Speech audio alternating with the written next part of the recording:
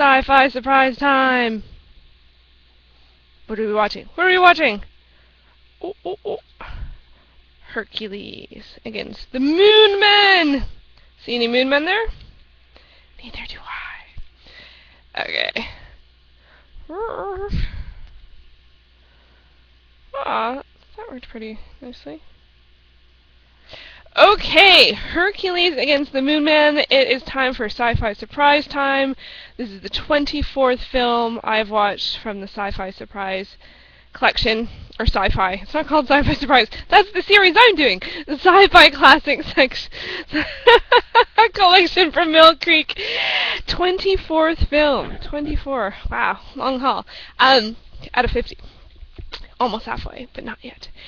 So not yet. It's a sort of preview to what genre we're going here. So, yeah, okay, so this is from 1964. It stars Alan Steele, a.k.a. Sergio. I don't know if it's Ciani or Ciani. My Italian's not...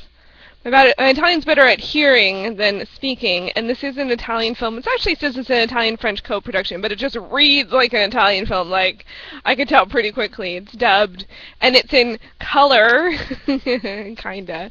Not bad, actually. There's a fair amount of color in it, but, it's like, kind of like that painted-on kind of color.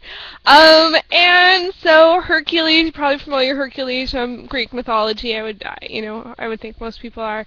So I was wondering what the science fiction element of this film was going to be.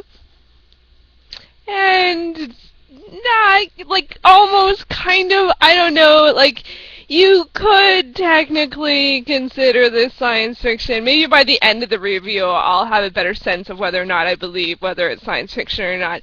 Because it's actually, the Italian title is Macistee, la regina di Samar, which means Hercules and the Queen of Samar. Macistee is Hercules, and that really is what it is. It's set, kind of. I guess it's set in I don't think this is a real Greek myth. I don't know if it is. Someone let me know. I'm unfamiliar with it other than Hercules. Everything else was completely unfamiliar. So there's Queen Samara, who is reigning completely, and there is a mountain of which they give sacrifices to satiate, the mountain monster, or the mountain whatever, the mountain energy. So so it's really sort of the people, want Hercules to come in and be like, stop making her sacrifice everyone kind of thing. So it's got a good story, right? It's got a great hero type story with Hercules, obviously a hero character. And so that, I was like, wow, this is a great spot. So what's with the whole Moon Men thing? We're the Moon Men.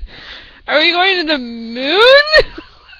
I thought it might be an set on the moon, or a journey to the moon, or not so much. So that's a bit lost in translation. Now, it doesn't totally, it's not, I would say this title is misleading, but it's not completely misrepresentative.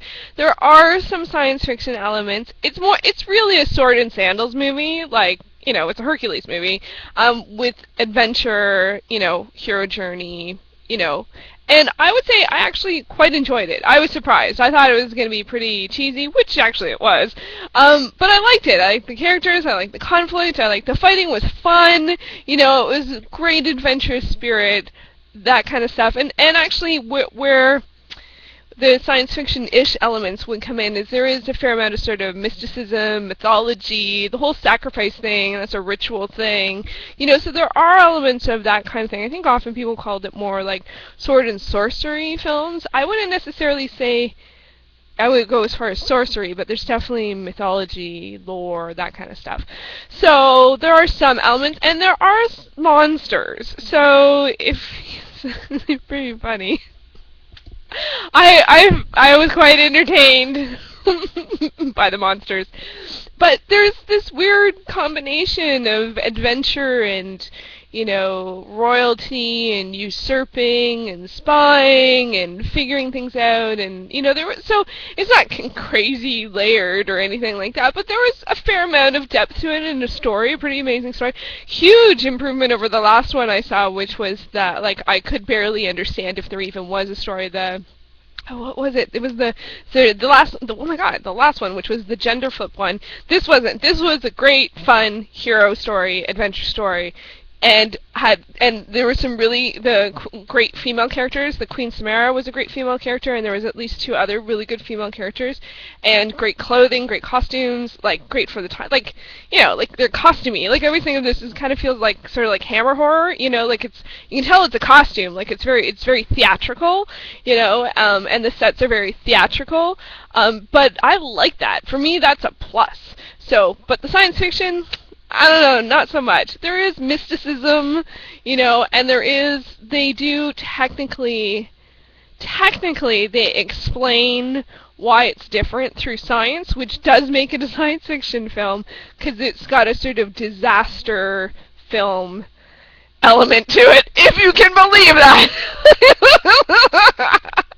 This is one of the weirdest ones, because it doesn't really match what I think of science fiction, although technically it is science fiction, but that is not where I draw the line on whether or not I enjoyed something or not. This one I enjoyed. It was fun. I'd rewatch it. Alan Steele was quite entertaining. The fighting was quite entertaining, but it was entertaining. It was for entertainment. It wasn't, some of it was actually pretty good and creative and stuff, and a lot of it was just goofy, and stuff, and I think there's nothing really wrong with that, so I enjoyed it. So, science fiction, as a science fiction film, out of this set, it'd probably be close to the bottom, but as enjoyment level, I would say it's pretty high, so never know.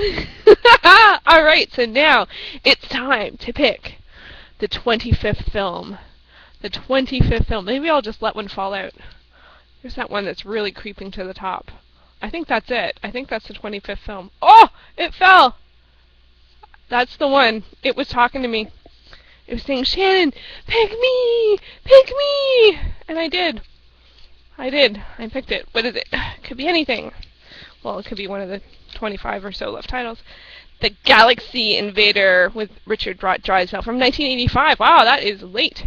And color. I would be very surprised if something from 1985 was not color. Galaxy Invader.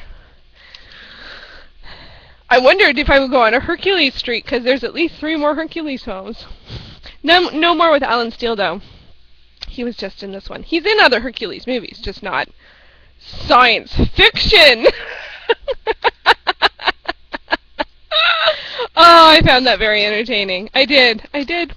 Who knows? Anyway, so here we are. This next movie will put us exactly halfway through. And, okay, so I will be back when I review that, and I have lots of other videos to share. I have a couple of contest entries I want to do, and a couple of responses, and maybe even some book reviews. Craziness over here, Planet Shannon. Craziness. Thanks so much for watching.